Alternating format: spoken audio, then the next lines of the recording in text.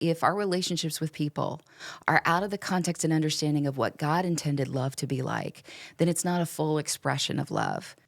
Hello and welcome again to the Anything But Quiet Time podcast where Rachelle and Carder. Yes, welcome. We do this weekly talking about our quiet times or spiritual conversations. I have a youth group encounter that I'm going to get to here in a little bit. An encounter? It sounds like you went on a safari.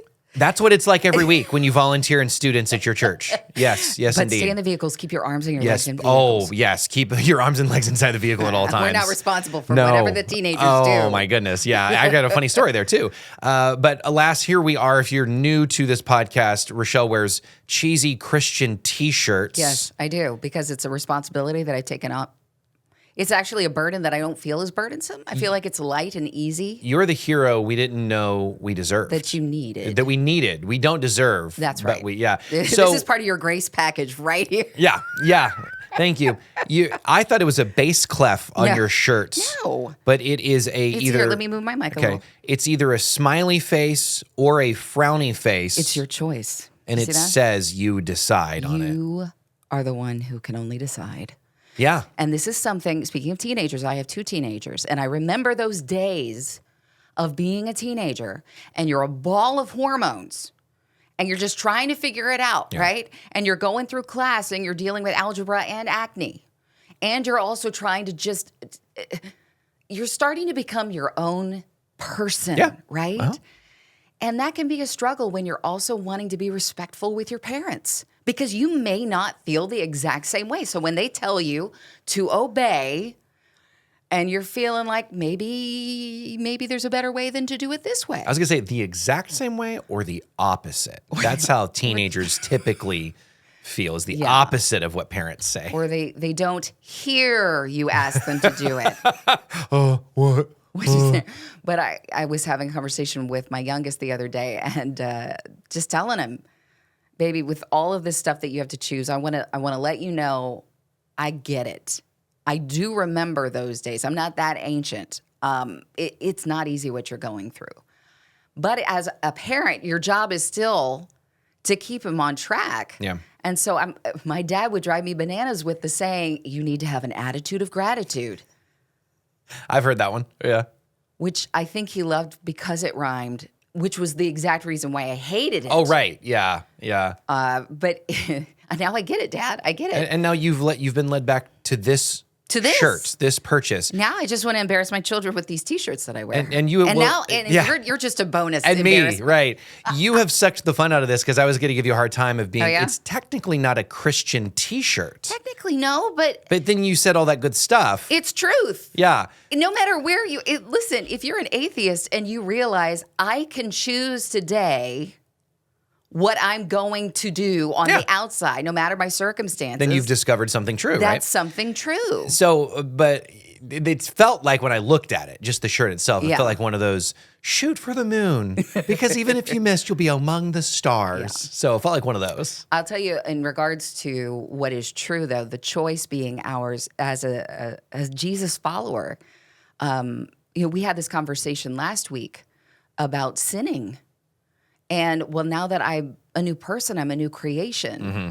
The Holy Spirit is in me so that I do not have to sin anymore. And the question that was brought up, shouldn't we never sin then? Exactly. And so I think we had a really good conversation about that. If you haven't watched that podcast, you can go back and listen to it. But I do believe we do need to step into decisions.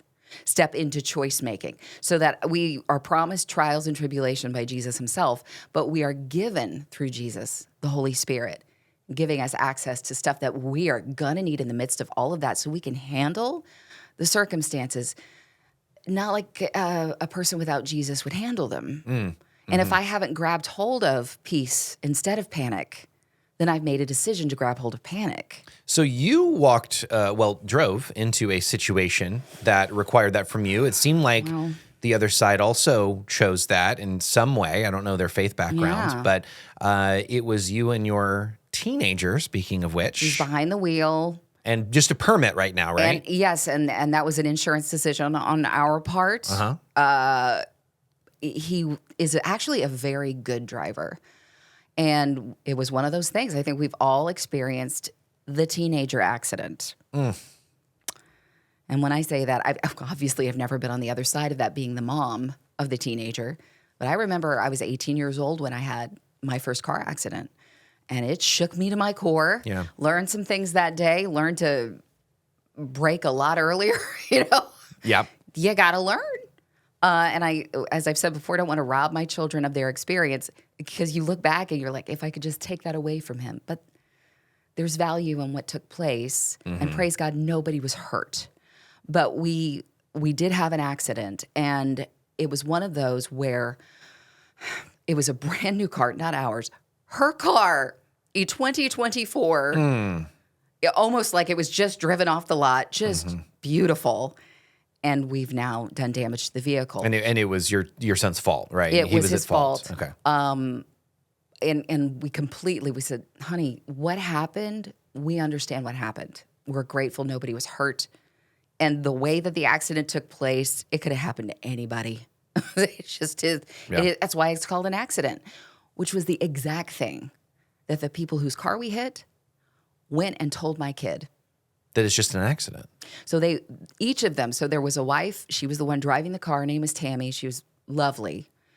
Immediately, she obviously was very upset about her car, but just wanted to make sure that he was okay, my son was okay. Goes over to the window where he's sitting, and he's just shaking. Honey, accidents happen. Nobody was hurt. It's okay. Yeah. And then her husband gets to the scene before mine did.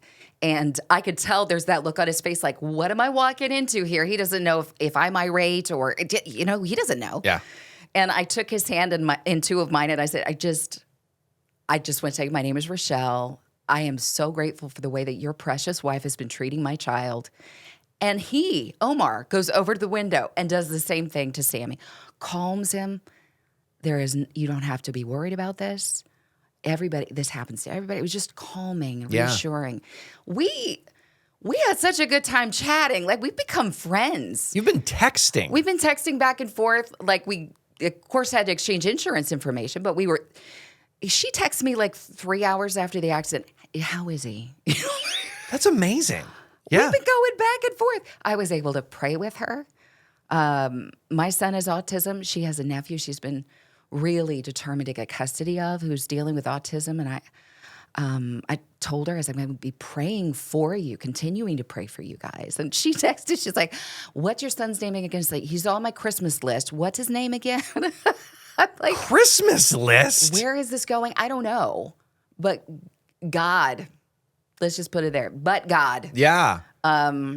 We were able to exchange pleasantries in a very ugly set of circumstances. Well, that's where we've talked about before, where pride can come in. Yeah. Because it's, when do you get mad? And it should be for the things that are unjust, right? We get mad about human trafficking or something, and that's a kind of a righteous anger.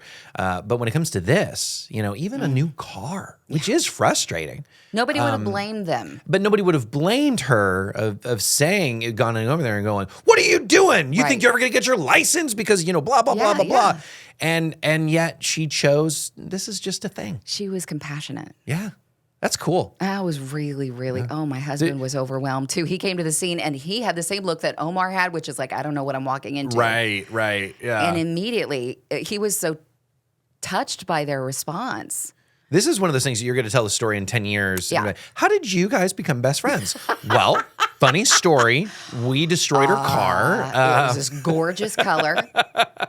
And now it's a kind of rust. Yeah, right.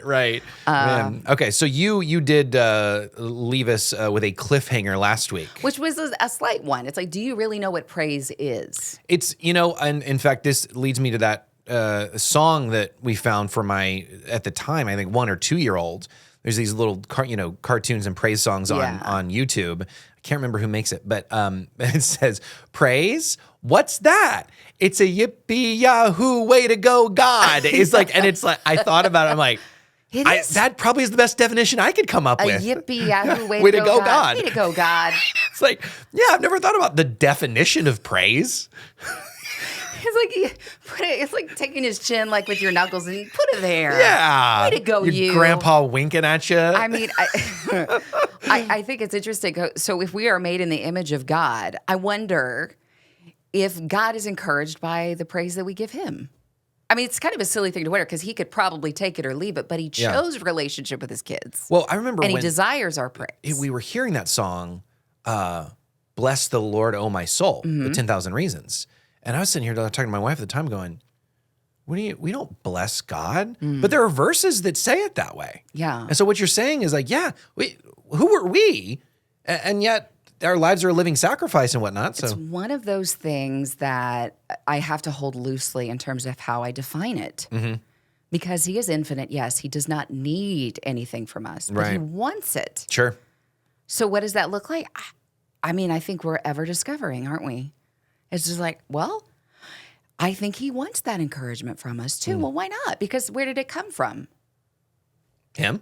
And we know in the New Testament that it's good for us to love one another, to encourage one another, to lift each other up. It's just, so I did look up the word praise just now. It says. Is it yippee wahoo? It does not, weirdly, say that. All right, just make sure. But the noun is the expression of approval or admiration for someone or something. So as example sentence, the audience was full of praise for the whole production, which I know how much you love musicals, so I'm sure you've praised a lot of them. Yeah. I'm being very sarcastic. I just he doesn't love like musicals. It could be very much efficient. We could get out of there in half the time if we just said what we were saying instead of singing. You mean like Hamilton? What do you mean? They just say it. They rap it. Well, they just still, I know it'd be a lot more efficient if they just said it instead of rap that we're saying. Actually, it's a little faster with Hamilton. I'm just saying. I think I caught you there. Anyway, a verb. I'm not a Hamilton fan. What do you mean? Wow. And we just lost all of our subscribers. Well, the Hamilton fans are gone. I'm just kidding. Praise, express warm approval or admiration. We can't praise. Weirdly, this is just Google, right? We can't praise Chris enough. And I thought they were going to go with Christ. I was all excited. We can't praise Christ enough. They took off the T. Oh, this was just an example. This okay, was just all an right. example. Yeah. But this is Psalm 100. And Psalm 100 is a chapter I've shared before. My parents were children's pastors, and they led this program at our church on Sunday nights that really encouraged memory of scriptures, and I'm really grateful that they did. There were always incentives and trophies and things like that, which honestly totally threw away. Don't care about the trophies anymore. As a kid, I thought it was really cool. Right. And some might even go, isn't that bribing kids? Isn't that a kind of slimy way to get people to talk about Jesus, to accept the Lord? My dad to this day still has those little kids who are now grown-up parents, some of them grandparents. When he's out and about with my mom and they're eating, people come up to him in a restaurant. Coach Tim, that's what they called him. Coach, okay. Coach Tim, I cannot tell you what you've meant to my life. You and Coach Nancy is my mom. The songs that you came up, the memory, I still remember these things. They have blessed my life since then because I memorized it. It came back to my life when I needed it. Yeah, that's great. And so if you've ever needed evidence, there's some right there. Yeah, I was hearing a young man's story. He's probably in his mid-20s, and he said, "I'll never forget this. Elderly man in the church said, "Hey, you read your Bible lately? Let's read." He named a book, and he's like, "I'll race you. I bet I can read it faster than you can." And it's like, and it's this 11-year-old kid at the time going, "No," and it's a terrible way to read the Bible if you think about it. But it got him reading the Bible, and it got him opening it up and trying to find that. Where's that book? Yeah, sure. That's right. So these were little incentive programs in the church with a very real purpose. Yes, it was fun, but it also got them opening up the Psalms. And Psalm 100 was one that I memorized. It's relatively short. How many verses are there? There's only 5. Oh, 5 wow. verses in the whole thing. But I've said it so many times that sometimes it's like anything else that you repeat too much. Wait, let me just slow down. Make a joyful noise to the Lord, all the earth. Serve the Lord with gladness. What is serving? It means to perform duties or services for another. And then you munch on it a little bit in your brain. Okay, we know what service looks like when we work. We know what service looks like when we're a parent, when we're with our spouse and we're doing something that maybe wasn't our first choice to do. But you see what I'm doing? I'm starting to break all those types of things down and really chew on, all right, when this was written, what does this really mean in connection with God? To serve the Lord with gladness, which is an experience of joy with pleasure. Okay, so now I'm supposed to be glad in doing the work Yeah.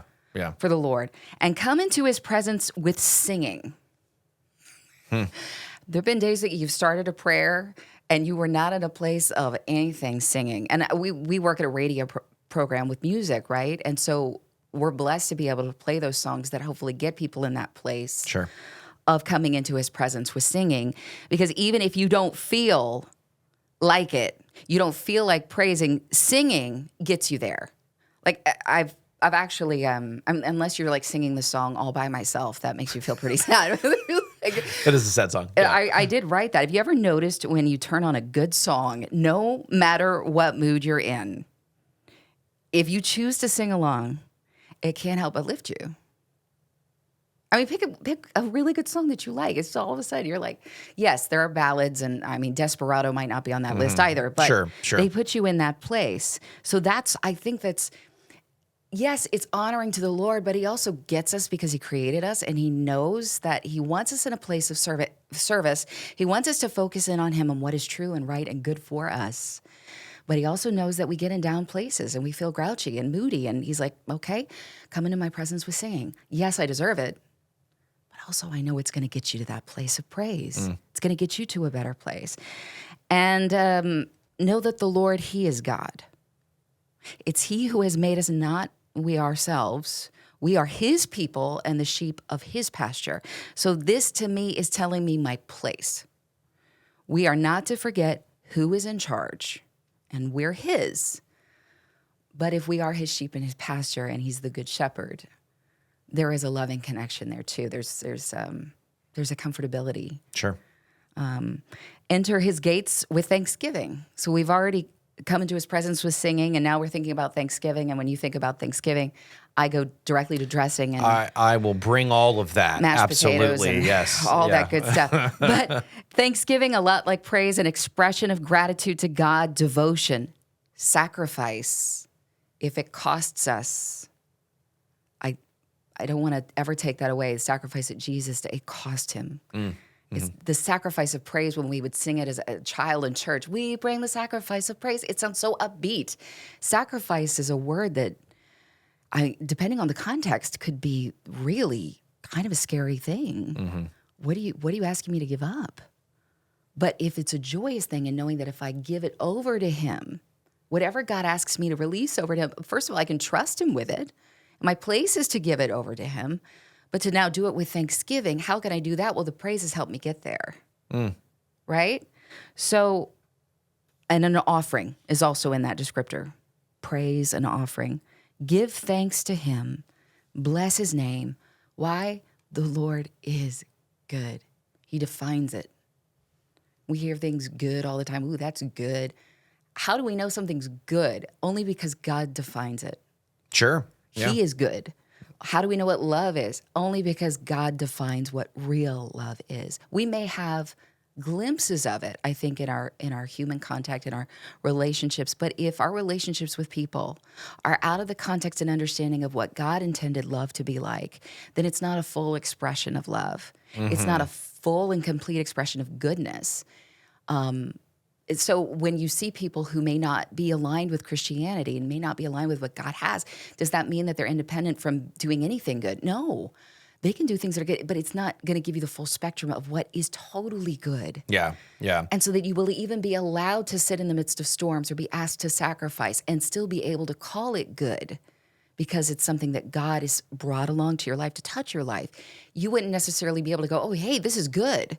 Right. Yeah. You know? Jesus said, only God is good. Why do you call me good? And it kind of that posing that question to get that guy to think. But we can easily say and mean, I love this, or, so-and-so's a good guy. Yeah. And it'd be a totally fine sentence. I know there's those super Christians who are like, good. He's not a good guy. I'm not a good guy. Nobody's a good guy. I was like, no. I mean, in the general sense, Yeah. right? Good, or you love something, or you love someone. But you're right. It's not the full expression, because only truly good, what is truly 100% good, Yeah. is God. What was really incredible and what just made me think about it was Tammy, whose car we hit. She texted me later asking about my son, and then she said, they say that everything happens for a reason. And she was, in her way, I think, trying to kind of put her finger on, that maybe this was used for good. Mm-hmm. And I kind of came back with that. I said, it says that God says all things work together for good for those who love him, who are called according to his purpose in Christ Jesus. I didn't add all of that in there because I don't know her faith situation. I didn't want to overwhelm her with what does that mean. But essentially that first part and the latter part there, I think you get all of it. All things, no matter what, Rachelle, you can trust me with, I'm going to somehow weave this together for good because you're under the umbrella of my care. Yeah. And because you're under that umbrella, you can accept that even a car accident could be good. And here's my friend Tammy, who, again, I don't know her relationship with the Lord, but let's say she doesn't know God. She's connecting through maybe the Jesus right here that she's experiencing in me, not having anything to do with me. She's connecting to something happened here today, unexpected. And it seemed good. Mm-hmm. Yeah. But his steadfast love, and steadfast is this, it's something we can count on. It's something consistent. We can have confidence in his love for us and his faithfulness to all generations, that it's available to all of us. What a gift when every generation has had its shaking its fist in the air at God moment. Mm-hmm. I heard something callously said the other day on one of my favorite shows and talking about, I'm not like God saying, I'm going to make that guy pay because he said something. And I'm like, I know it's just silliness. And it was a comedy show. And it saddened me at the same time because I thought, wait a second. I wonder if the person who wrote that line in the script really believes that's God. And I think a lot of people do. Yeah. When he is teaching us what the things that we truly want to invest in and know the most are the very things that he defines by just being himself. Mm-hmm. And we got it all backwards because, we put definitions on him that were never meant to be. Sure. Yeah. Vengeful in a not just way, just out of spite, Right. Yeah. And it's important to understand the context of the Old Testament where it seems that way. And then there's also just really the most common one now is, well, if God's so loving, why does all this bad stuff happen? Sure. And I don't know. But at the same time, I've found a lot of peace in the answer of God is good and God is who God is. And he didn't create evil. Anything that is not truly good, that's an offshoot of God's will and being and presence, just is. It's like instead of, it's like if you have a glass 3/4 full of water, 3/4 of that is, let's just say, God's goodness, and the emptiness is what's wrong, right? Mm-hmm. And so we look at evil as this tangible thing, and it's really just the absence of God. Mm-hmm. That when people have the free will to choose these evil actions, or the fact that from the beginning, Adam and Eve chose that. Yeah. So now the world, even the natural world, is under this curse. We went into that in great detail in a few episodes ago. Why do storms happen and hurricanes and tornadoes? And it just is what it is right now. And that's not an easy answer. But it is important to know that God is truly good, and we can always rely on him. And also, if you go into a conversation with someone, and we have to be patient with people who are, especially when they're dealing with a bunch of stuff. Sure. When evil's knocking down their door, or it feels like that, and they put the name of God on it instead. Yeah. Well, why would he let this happen?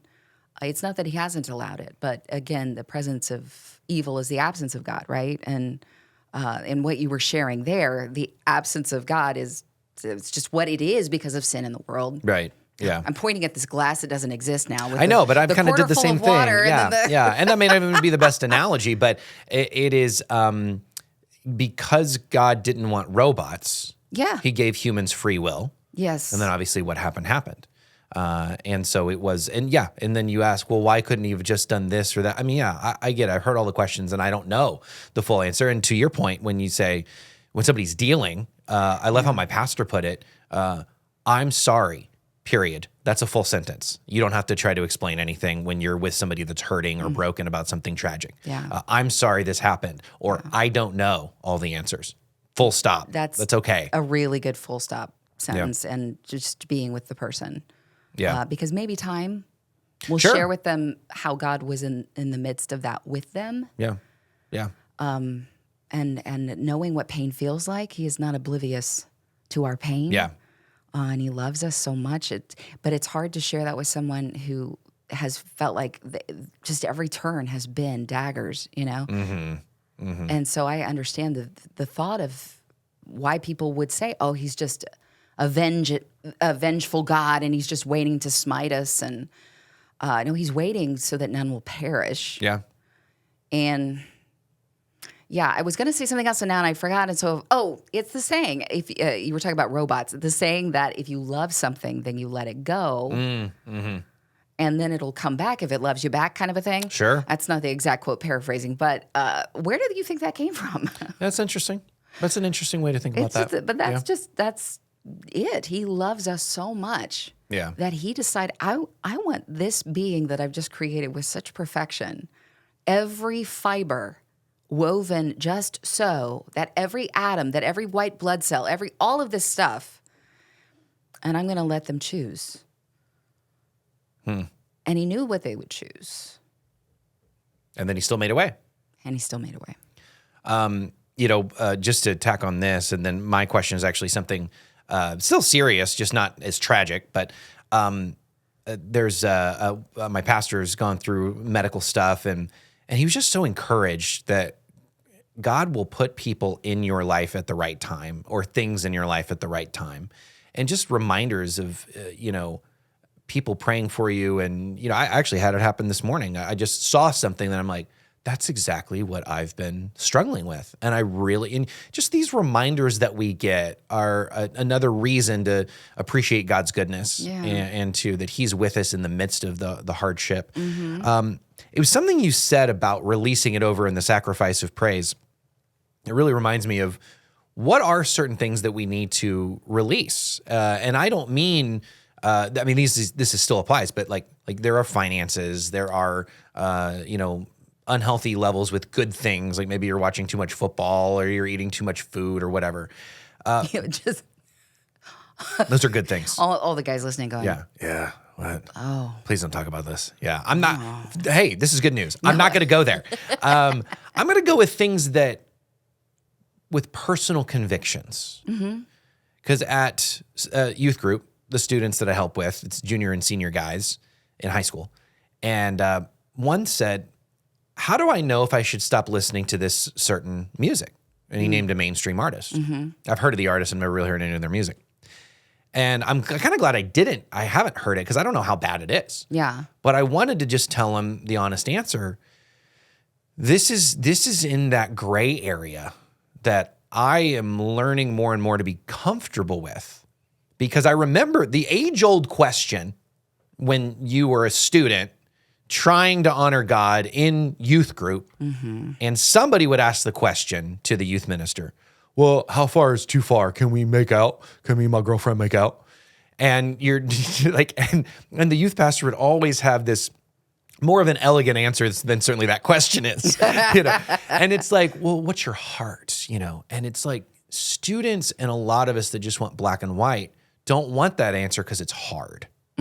They want, tell me what's wrong and can I get all the way up to the line? And many youth pastors, I don't remember one actually answering that question. Well, here's what's right and here's what's wrong. It was always, what's your heart? Where does your mind go? Is it lustful? Is it, because they're not, I think they're sitting here going, holding hands might be too much for you, or a peck on the cheek might be too much for you. I don't know, And so a kid asked this question last night about music. And we've had some of these conversations on, there are gray areas of life where there are certain things wrong for some Christians and not for others. Yeah. And that's biblical. That's in Romans 14. In fact, I think God got questions. If you're ever curious, if you ever got questions, you can just go to gotquestions.org. And these are all spiritual Bible questions. And they just said this pretty well in a personal conviction article. There are some issues on which different believers may have different convictions. Not all issues are black and white. Not all issues can be traced back to a biblical guideline, because obviously some are, and some are black and white, just this is right, this is wrong. But in such cases, we must let the law of love rule. Paul tells us not to quarrel over disputable matters. That's Romans 14:1, such as the eating of certain foods or holding one day more sacred than the other. we should have personal convictions. Each should be fully convinced in their own mind. That's verse 5, but should also leave room for the convictions of others. And it goes on, it has some good stuff. But there are certain people that just inherently think anything and everything Halloween is wrong. Mm-hmm. There are certain people that go, I can wear costumes and have candy. There are certain people that think certain movies are wrong or certain TV shows are wrong, and others go, I don't really struggle with that. And that's what I tried to convey to this young man that was asking, should I just stop listening to their music? Mm-hmm. And where does it take you? I mean, first of all, pray about it. Yeah. What is God telling you about it? And if you don't feel a conviction on it, don't let me put this guilt on you that's not there. Because I really don't know the music. And potentially if I heard it, I'd want to go, don't listen to that. And maybe it's wisdom too in certain situations, but I also don't want to say God is telling you no when there's not a full biblical mandate. Right. No, that's great. But it's a hard gray area. That's why I wanted to bring it up again. It just led me into that. There's gray areas that are hard. Yes. And especially when you're dealing with your own kids. I feel like I'm really good at maybe if somebody came to me and asked advice, like spot on advice, what you just shared. Yes, that's what I would share. If my son came over to me and he said, I want to watch every episode of The Family Guy back to back, I'd be like, you're not even watching anything. Right. Yes. Give me your phone, take out a hammer, and just hit the phone. Right. Because I don't know how other people feel about The Family Guy, and that it's one of those things I think that some people feel a release about. They're like, you know what? I don't dig into all the humor of that. I just, I let that be, but some of it's super funny. Yeah, I get how it's funny. What concerns me as a parent sometimes with this stuff is like it's available all the time. Sure. Because of the day and age that we live in. Right. So there's that concern. I understand a small diet, a little dose of something that with discretion, with the Lord next to my child, you know what? This is where I take it. But it's a very real concern that parents have nowadays. It's like, I have no idea. The stuff that they're hearing at school, the stuff that they're listening to in the songs, half of it goes past me, just like the music from my generation, like with Twisted Sister and We're Not Gonna Take It. Yeah. It's so tame now, right? Well, it feels tame, but at the same time, I understood why parents were upset about it in the Christian community because, they made the parent look like an idiot. And so, nowadays, it's like, oh my gosh, do you remember that silly video and how upset everybody got? And look at what's happening today. Well, our kids are going to go through that with their children. There's going to be another thing. Like, do you remember when everybody was terrified when, Right. Well, and you bring up an interesting point because I'm coming at this as just some dude on the outside in this kid's life on the outside. But you've been there as a teenager, and so you're able to kind of speak into it. But it's not my place to tell him when, and I sit here, I told them, I said, let me be very clear about this. You don't just get to go home and go, oh, well, it's right for me. I guess I'll watch pornography. No, you can't do that with everything. That's just absolutely wrong. Right. But it's not my place to put convictions on them or certainly other believers, regardless of age. But you bring up the parenting aspect. I think that's interesting because I think we have the right as parents to be able to tell our kids while they're living in our home, under our roof, and all that. I don't care for that. I don't want to see that. But here's my boundary, and it just is what it is. It's really difficult. There was, and I'm sure my brother and my parents won't mind, there was a band back in the 80s named Stryper. A lot of Christian folk loved Stryper. A lot of Christian folk thought they were of the devil. Right. Okay? Yeah. And my parents, they came from a background of gospel music. They came from a background of quartets singing on stage. And Bill Gaither was a little bit out there. Oh. Yes. So you went from singing in the church with the organ. Right, yeah. And then you go to, now we're going to sing with the Gaithers. And it was like, I don't know. We're going into territory. This feels a little too... And then Stryper came along. And then Stryper comes along. So my parents are looking at this band and they're like, can't see a difference between this hair band and that hair band, right? And there's this marvelous documentary that recently came out. It was a few years ago about Christian music and kind of going through the years from, I think it was the late 60s through on with the Jesus generation and Jesus Revolution, I'm sorry, and seeing how Christian music morphed. And the response from people in the church was less than inviting. Understandably so, because if you were raised in a rigid type background and it was so conservative that everything potentially can be just, this is evil. Yeah. I understand the concern, but then my parents grew into this place of, after they told him you are not allowed to listen to this, he ended up doing it anyway. Oh my. Yeah, a Christian rebel. He listened to them anyway, and he started showing my dad some of the lyrics to the songs. Yeah. And my dad, instead of doing what he could have easily done, which was like, I told you this. And there's always a place for it. If you've laid down the line and your kid disobeys, then there are repercussions. But for whatever reason, and maybe it was Holy Spirit driven, Dad didn't do that. He listened. Instead of talking, he listened. And he started seeing his son reading these lyrics and taking it to a place where he said, I saw my child learning about faith in a way that I never thought he would learn about faith. It was this different way. And so, wait a second, maybe I should be less opposed to something that maybe God is at work here. Sure. Yeah. And you even hear, you think about it, Gamaliel, I think is right. The teacher of Paul in the book of Acts. Okay. When all of the council is sitting there and they're blasting these new apostles and what they're doing. And he said, wait a second, we've seen messiahs come and go, but if this guy is for real, let's just see how it goes. Sure. Let's just have a guy. And I think that's kind of the stance that my father took. And rightly, I was so glad that he did that. To this day, my brother will go to Striper concerts whenever they do their band revival. And it's amazing because, they truly love the Lord. Yeah. And we're very dismayed when it was, I think, found out that Jimmy Swaggart was the guy that Michael Sweet, who was the lead band singer, that's how he came to know the Lord, was like a Jimmy Swaggart episode on TV, a sermon. And it was Jimmy Swaggart who actually came out against leading Stryper. the charge against it. And it hurt his heart so bad. He's like, I don't understand, it crushed him. But I get why it's hard, because we can look back and go, come on, Stryper's awesome and they're Christian and, but like today, when my son gets into something in, let's say 10 years time, he's 3, but in 10 years time, he's into something.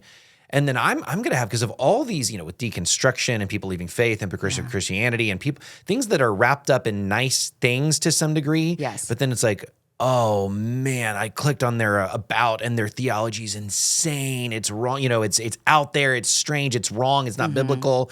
And so that's like my fear of that, I think, up front. You always get the gift of hindsight looking back. But it's still important to have at least an attitude of go, let's see what it is. Together. Right. And there are things that, and on both sides, there are shows that I've watched that I think a lot of Christians would go, wow, I can't believe you watched that. Let me give 2 examples here. Breaking Bad is one that I loved as a show because I saw the point. I saw the progression of pride and how it can be somebody's downfall. And then one that I'm kind of on the other side. I'm going, I don't know how people watch this, how believers watch this, is Game of Thrones. I don't know how believers watch. But at the same time, somebody that has a great heart could skip the parts they need to skip or look away or whatever and enjoy this. Clearly, it's a masterpiece of a show. Yeah. And I have to keep that in mind that it's not my place to put convictions from God on anybody else, as well as take that from somebody when it's not placed on me. Yeah. And I have to follow God in that. And that's hard depending on who is in your surroundings. But I think planning what you did in that young man's mind will hopefully set up that question forever when it comes to music, when it comes to a television show, as opposed to everybody's watching it, so I'm going to watch it too. Right. True. That's not the rule of thumb. It shouldn't be. Does this honor God in my life? Yeah. When I'm watching this, do I get a weird feeling? Yeah. If you get that weirdo feeling, I've had that a few times, and I'm like, I'll just watch a little more, and then it's like, nope, turn it off. Sure. That's definitely happened to me, and I think always having that thought of, well, so Lord, you could even be with me sitting in a rated R movie theater. I could sit here with you, and we could see what's actually edifying in this. So if your kid comes to you and says, I'm really interested in watching this show or this movie, granted the age range. Oh, yeah. Right? Yeah. But just to say, okay, I've seen this before you did. I think it's so important. I mean, there's a lot of times where, we're tired. At least it's PG-13. We know it's probably going to have some of these words in it. Let's just watch it anyway. If there's any way I could try to watch it first. Sure. Or if I have watched it before and I can go, we're going to skip over this part. Yeah, but I think I think that there's a difference in telling just people what they should do compared to how you parent. Yeah. I think that's a good distinction of my boundary is my boundary in my home. Yeah. And it is what it is. And I want to be loving. And obviously the striper thing is a great encouragement. But at the same time, you'll get to choose that for yourself when you're out of this home or whatever. Yes. And yeah. if I could say that my dad definitely had ground rules that never. Sure. If those get crossed, So there was not he didn't set himself up with this new pattern that, okay, you can get away with whatever you want. Right. There were still, it's not going to happen with this movie or this show or whatever. But you say it's going to help this kid. I got to go back to this kid because I think I just came on too strong, came over his head, Maybe. And he was like, no, what? And I was like, do you know what conviction is? And he's like, I don't know what you mean by that. I'm like, okay, all right, let me start over. Because it's such a hard, hold on, let me really reflect and be okay being a bit uncomfortable. Yeah. And going, I just wish the Bible just said it. Well, it doesn't say what books or movies or shows you can watch because there weren't any. And so we got to pray about it. We got to pray about it, like God in our lives, let him move in it. Definitely theater back in the day. Sure, there's some theater. There was a lot of Greek theater. Yeah. A lot of it had to do, frankly, with sex. And as a theater student, I found that out very quickly. A lot of Greek theater. I would recommend none of it. Okay. Right? Recommendations are always good. I shouldn't say that, but clearly that there was some definite things that you could draw from and just learning about people and where they're at and their thought patterns, or like, let's take Oedipus Rex, for instance, and let's discover like what's the pathos. Any of that psychologically is very interesting. But so we talk about pornography. We talk about these types of things were always available, whether or not it was cinematically put on a screen anywhere. No, but I would imagine that good Jewish girls and good Jewish boys would stay far away from the Gentiles, and we're not going to do any of that. Sure.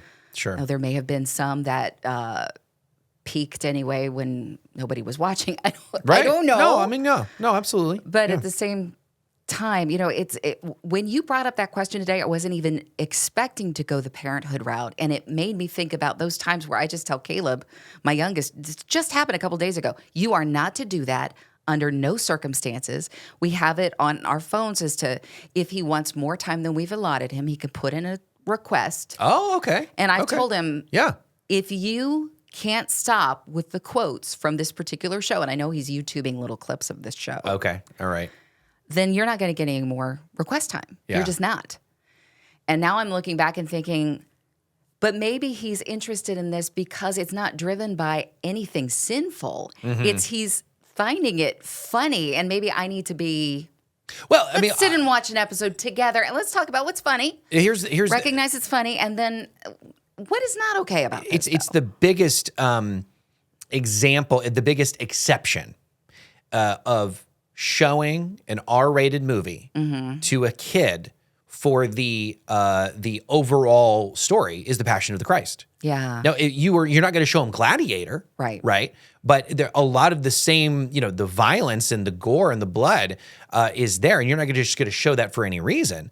But because the message is so important. So I get on a smaller scale, there might be shows or movies. It's like, man, the message in this is so good.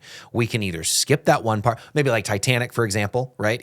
Some of that's just made up, but some of it's history, and you can skip the one scene that everybody knows to skip, and then you show your kids Titanic for the most part. So I think there are things like that, but ultimately, you're right. I think you're doing a great job with parenting, and that you are the mantle holder in that, you and your husband, right?